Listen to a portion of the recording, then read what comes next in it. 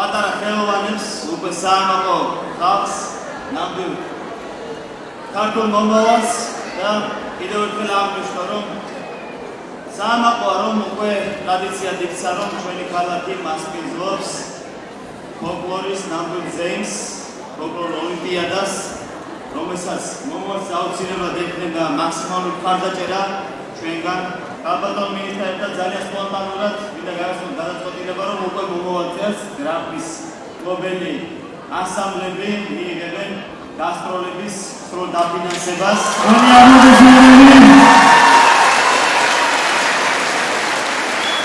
მინდა მოგილოცოთ დღევანდელამდე, მიულოცოთ ყველა გამარჯვებულს და ვისურვოთ, რომ თითოეულ თქვენგანს, თითოეულ თქვენს ახლოს, თქვენს მშობლებს ყოველთვის ეამაყოს ჩვენი ეროვნული სულისკვეთები, ჩვენი ფოლკლორი, ჩვენი კულტურით და რა თქმა უნდა ჩვენი ქვეყნით. ვისურვებთ წარმატებას.